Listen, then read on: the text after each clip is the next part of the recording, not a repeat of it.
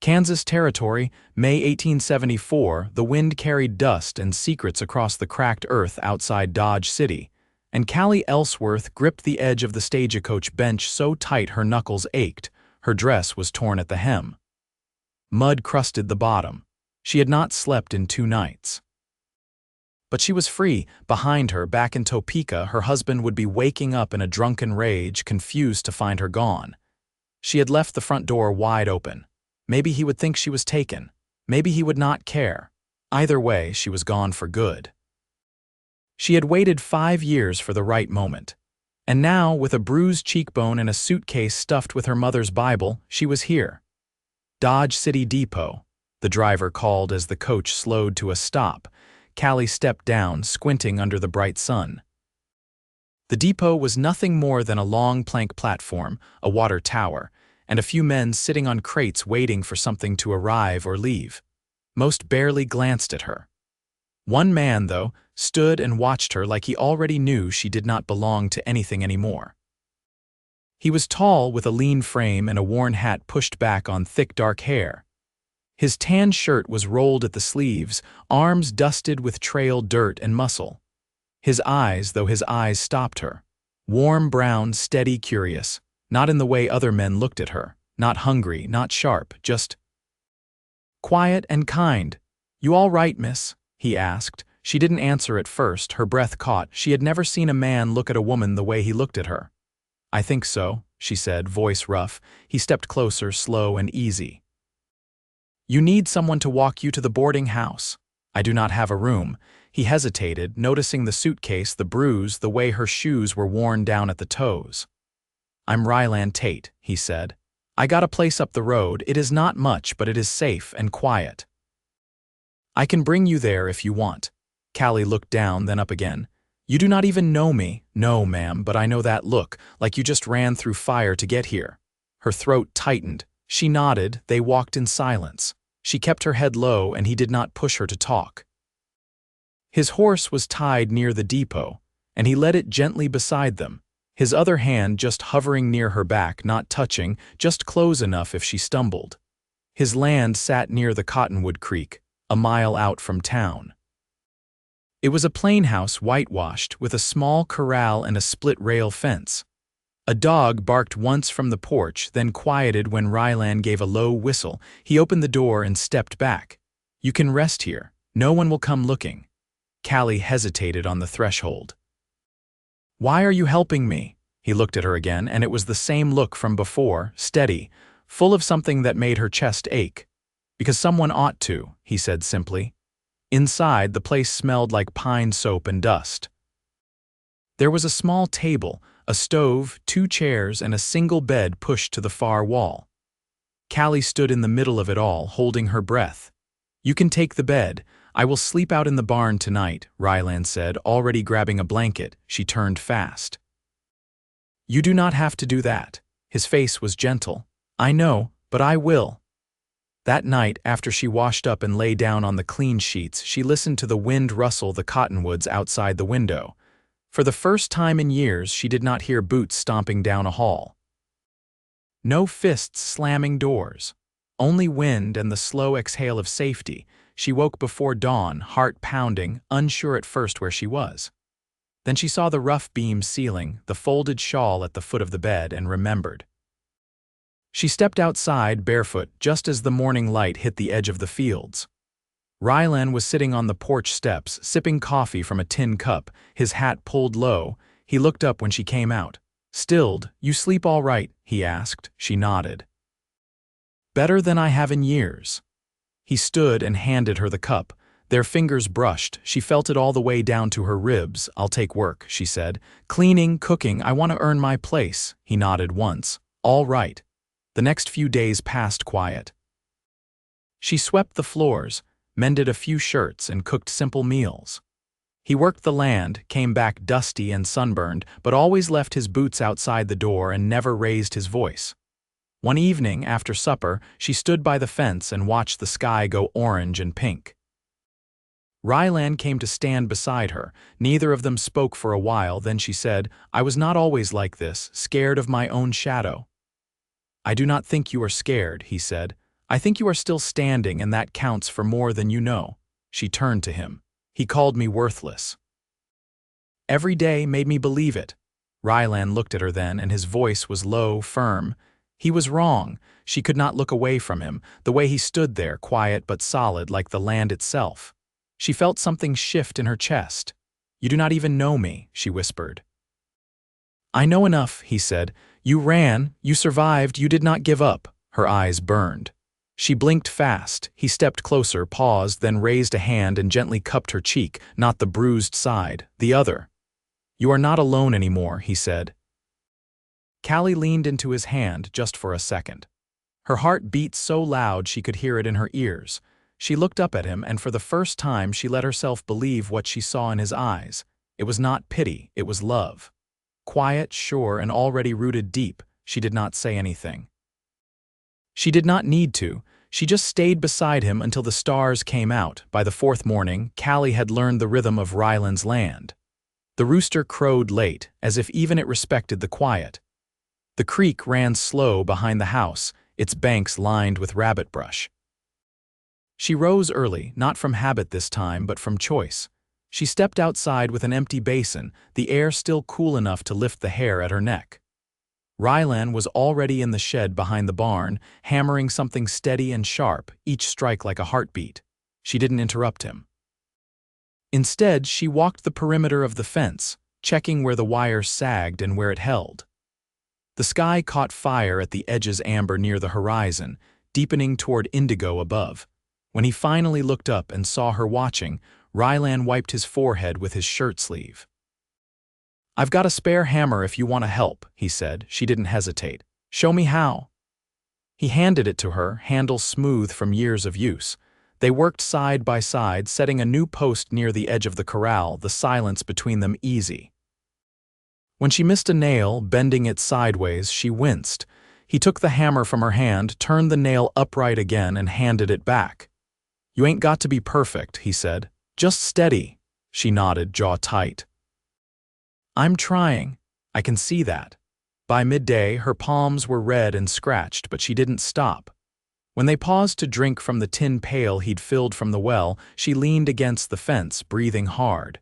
He watched her, but didn't say anything until she spoke first. I never built anything before, she said quietly. Not with my hands, you are now. She looked down at her hands. I used to think care was something you had to beg for, but it don't feel that way here. He didn't answer right away. The breeze shifted, carrying the scent of wild onions and sun-warmed pine. You don't have to earn care, Kallie, he said. You just deserve it. Her throat felt tight again, but she didn't cry. She only nodded once, then picked up the hammer. That evening, the sky threatened rain. Low clouds moved in from the west, slow and heavy. Rylan brought in the horses, and Kallie gathered the laundry from the line.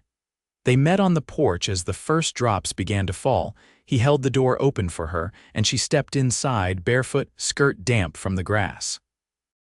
I should start supper, she said.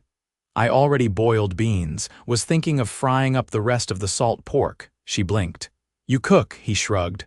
Had to learn, can't chew jerky every night. They worked together in the kitchen. He passed her the knife without looking, and she diced onions while he stirred the pot. The window fogged up from the heat of the stove and the cool rain outside. After they'd eaten, Rylan stepped out to the porch again, cup in hand. Kallie followed, wrapping a shawl around her shoulders. The rain had turned steady, tapping on the roof like a lullaby. He spoke first this time. You got any family left? She shook her head. Mama passed when I was 16, no brothers. No kin who'd take me in, not after I married him. Rylan looked out toward the field where the rain had softened the edges of the grass. You ever think about what you'd do if things had been different? She was quiet for a long time. I wanted to teach, just little ones, readin' and such. I had a book of poems once, Emily Dickinson. I used to copy the words down over and over. His eyes flicked to her. You still remember any? She swallowed. A few, say one. She hesitated, then spoke, her voice barely above the rain. Hope is the thing with feathers. That perches in the soul, she paused, and sings the tune without the words and never stops, at all. He didn't speak after that. He just reached out slowly and took her hand. She let him. The rain kept falling, soft and steady, the way time does when you stop watching for it. And between them, something settled. Not loud, not fast, but certain. Like the earth warmed after storm, 2 weeks passed and the land began to green under the early summer sun. Kallie tied her hair back with a strip of muslin she found in the bottom of her trunk and walked barefoot through the field behind Rylan's house, letting the soft patches of buffalo grass brush her ankles. She carried a tin pail and a small knife, gathering wild greens she'd seen him pick once and boil with salt. Rylan had gone out early to help a neighbor move cattle across the North Ridge. He'd offered to take her into town with him after, said she might want to choose some fabric or thread. She hadn't answered then. Now, with the pale swinging light at her side, she considered it. Inside the house, she laid the greens on a cloth and washed her hands at the basin. A swallow's nest had appeared under the eaves, and she could hear the faint rustle of wings when the window stood open. By the time Rylan returned, the sun was high and his shirt clung damp to his back. He led his horse to water, then came up the steps without bothering to dust off his boots. "You get much done?" he asked, nodding toward the cloth. "Enough for supper," she said, not turning from the stove. "I thought I might bake something if we had flour." "We do. Got half a sack left in the bin." She glanced at him then, eyes steady. "I'll need lard." He leaned against the doorframe, arms crossed. "We'll go into town after we eat. I need to trade for seed anyway." She hesitated. "I don't like crowds." "You won't have to talk to no one if you don't want to." She nodded once, then turned back to the pot. That evening, the town smelled of horses and pipe smoke and a little of creek mud baking dry. Kallie walked beside Rylan down the boardwalk, her chin lifted just enough to see where she was going, her shoulders square. They stopped at a dry goods store. Inside, the shelves were stacked with bolts of calico, glass jars of penny candy, and metal tins filled with beans or molasses. A young girl with pale hair swept the floor in the corner, but no one else paid Kallie much mind. Rylan handed over a few coins for flour and baking powder, then turned to her. "Go on. Pick something for yourself." She hesitated, then moved toward the fabrics. Her fingers grazed the edge of a deep blue bolt, then shifted to a softer brown with tiny cream flowers. "This one," she said. When they stepped back outside, the wind had picked up, tugging at her skirt. Rylan carried the parcel under his arm, and she matched his pace without thinking. "You want to stop at the smith?" he asked. "His boy's been needing new boots. I said I'd bring measurements." "I'll wait out here." He nodded and stepped inside. She stood near the edge of the walk, watching the wagons rattle past and the sun sink low behind the rooftops. Across the street, a woman in a dark bonnet caught her eye and stared a moment too long. Kallie didn't look away when Rylan returned. She turned toward him. "Did you tell anyone?" "About what, me, what I came from?" "No, why not?" He looked at her, slow and sure. "It's not mine to tell." They rode home in silence, the sky streaked with red and violet. When they reached the house, the dog barked once and settled again. Kallie carried the flour inside while Rylan unsaddled the horse. She lit the lamp and began to sort the shelves, setting aside the old sack and opening the new one. Her hands moved steady, but her thoughts stayed back in town, how no one had called her name, how no one had pulled her back by the wrist. When Rylan stepped in, he watched her a moment before speaking. "You stood tall today." "I didn't feel it." "Still did." She turned, her eyes soft but unreadable in the lamplight. "Do you ever wish you'd done things different?" He leaned back, resting one hand on the edge of the table. "Sometimes, but I don't regret where I've ended up."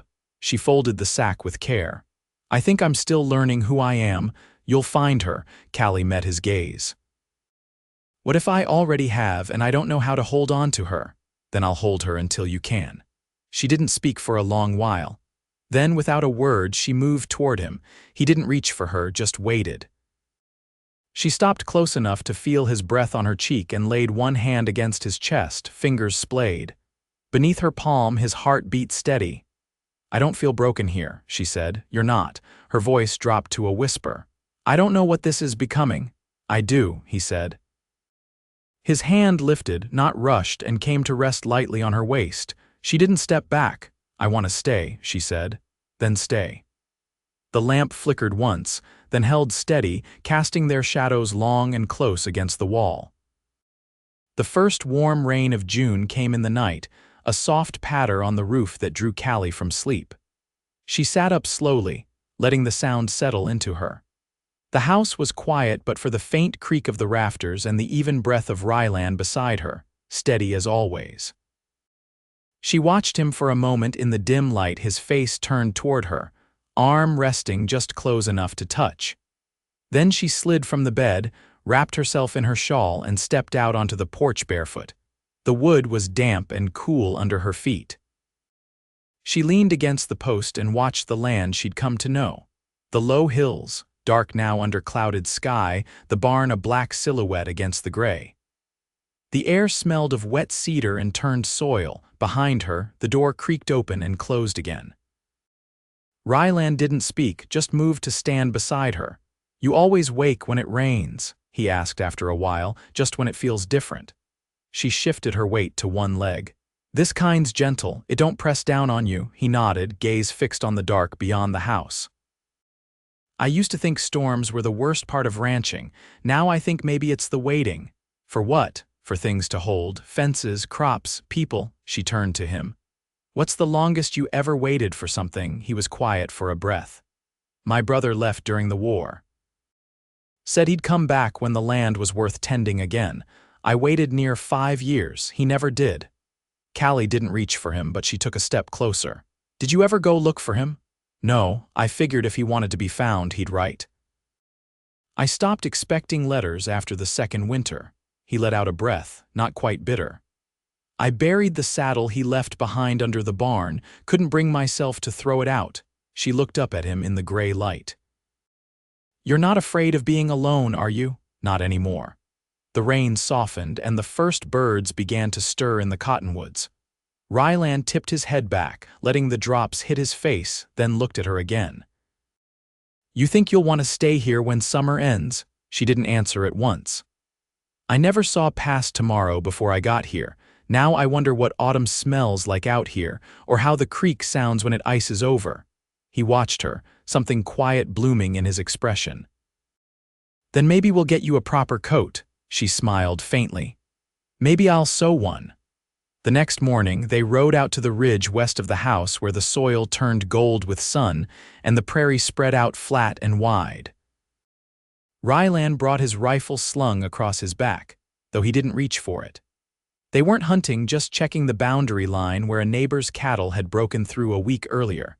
Kallie rode the small chestnut mare he'd lent her, her posture still a little stiff from caution. But she didn't flinch when the wind picked up or when the saddle creaked under her. She looked out over the tall grass and let the wind lift the edge of her braid. "I used to dream of wide places like this," she said, "but I never thought I'd see them without fear." Rylan reined in beside her. "You don't look afraid now." "I'm not." They dismounted near a cottonwood tree that had split in a lightning storm years back. Half the trunk still stood, bark blackened, but new shoots had sprung up from the base. She laid her hand on the scorched bark. "It still grows." Rylan touched the edge of one of the green shoots. "Things keep on if you give them room." She turned to him, eyes searching. "You ever think about marrying?" "I did." She studied his face. "Did, thought it wasn't meant for me, too many days alone. Too much land between me and folks. And now," he met her gaze steady, "now I think I just hadn't met the right kind of strong." Her breath caught, but she didn't look away. "I didn't come here looking for a new life," she said. "I just wanted to stop running." "You did," he said. "Now you get to build one." She stepped closer, the wind tugging at her shawl. "With you, if you want it." "I do."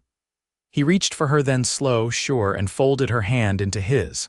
Sunlight broke through the clouds behind them, spilling gold across the field. The wind quieted. Neither of them spoke again for a long while. They didn't need to. The ridge stretched out before them, the land open, the sky wide, and the future unwritten but waiting, steady as the man beside her. By mid-July, the heat hung thick over the prairie, and the creek behind the house dropped low enough to reveal smooth stones Kallie hadn't seen before. She woke each morning with her hair damp against her neck and the linen sheets clinging to her legs. Rylan had taken to splitting wood before sunrise, while the air still held a trace of night's breath. She watched him once from the doorway, the axe swinging clean and sure, the muscles along his back moving beneath his shirt like slow water. She'd begun sewing with the fabric they'd bought, piecing it into a bodice that would fit her shoulders without tugging, a skirt wide enough to move freely in. Her hands had grown steadier with the needle, and she stitched in long silence, the kind that didn't press down but opened up around her. Each evening when Rylan came in from tending the fence-a-line or hauling water, he'd glance at the dress as it took shape across the chair. "You planning something?" he asked one night, his voice low with fatigue but touched with something else, curiosity maybe. "I just figured if I'm going to make a life here, I ought to look like I belong to it." He stood a moment longer beside the chair, then touched the edge of the fabric. "Looks like it fits." She said nothing, but her mouth curled just slightly. The next Sunday, Rylan saddled both horses before first light. When she stepped outside, her hair still damp from washing, he handed her the reins without a word. She tilted her head. "You taking me somewhere? You'll see." They rode south, where the land flattened into a wide basin scattered with low sage and wild sunflowers. The sun was just pulling itself over the horizon, and the shadows stretched long behind them. After an hour, they came to a shallow ravine where the cottonwoods thickened, and the air cooled slightly. He dismounted and helped her down, then led her through a narrow trail between the trees. The ground sloped gently, and at the bottom, a spring-fed pool shimmered beneath a curtain of willows. "Found this place when I was 16, he said. "Never brought anyone here." She stepped to the edge of the pool, watching the surface ripple where a dragonfly skimmed past. "Why now?" He didn't answer right away. Then he said, "Because I wanted to show you something that never stopped being quiet, even when everything else did." She turned to him, sunlight catching the curve of her cheek. "You think I'll stay quiet? I think you'll be whatever you want. But I know you carry stillness." For a long moment, neither of them moved. The water lapped softly against the shore, and a bird called once from the trees overhead. She reached for his hand. "You've given me everything I didn't know how to ask for." He looked at her steady. "You gave it to yourself. I just stayed near." That night, she wore the finished dress as they sat on the porch, the air heavy with the scent of honeysuckle from the vine that had crept along the back fence. He watched her from his seat by the rail, his fingers wrapped around a mug of coffee gone cold. "You want to marry me?" he asked, not tentative, but quiet and plain. She didn't flinch. "Yes." He stood and stepped toward her, placing both hands at her waist. "Then let's do it proper but simple. Just us and the land." They were married 3 days later, beneath the cottonwood near the creek. No preacher, just words spoken with hands clasped and vows that needed no witness. Rylan slipped a silver ring his mother's onto her finger. She kissed his cheek first, then his mouth, and they stayed close until the sun began to dip low. That night, they lay with the windows open, the air moving slow over their skin. He brushed a strand of hair from her face and watched her eyes until they closed. In the weeks that followed, their days grew fuller. Kallie began teaching the neighbors' 2 girls how to read, sitting with them on a quilt in the shade while Rylan worked the field. She planted a small garden behind the house, onions, turnips, and a patch of mint. He built her a shelf for the books that had begun to gather, and she filled it with borrowed volumes, each one carefully returned. One morning in late August, she stood barefoot near the barn, watching the sky turn from blue to gold. Rylan came behind her, wrapped his arms around her waist, and rested his chin on her shoulder. "You ever think you'd end up here?" he asked. "No," she said, "but I think I was always heading this way." He kissed the curve of her neck, then held her a little tighter. Months passed. The first frost came early, and they stacked wood taller than the doorframe. She hemmed a coat from thick wool and lined it with scraps of old flannel. He carved a new latch for the barn when the old one cracked in the cold. In the evenings, they sat close by the stove, her head on his shoulder, his thumb drawing gentle circles on the back of her hand. Through each season, they stayed rooted not just to the land but to each other. They spoke less of what had come before, not from forgetting but from healing.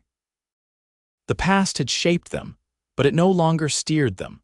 By the time spring returned, the garden had begun to sprout again, and Kallie stood by the fence one morning with her hands resting over a curve that hadn't been there the year before. Rylan came to her side, eyes soft as he laid a hand gently over hers. "You ready?" he asked. She nodded. "We built this life. I'm not afraid of it." He kissed her, slow and sure, and the morning light lifted around them like a promise kept. They lived the rest of their days beneath that wide Kansas sky, not without work or weather, but with a love that held fast. A life they made together, quiet and strong, rooted deep and blooming.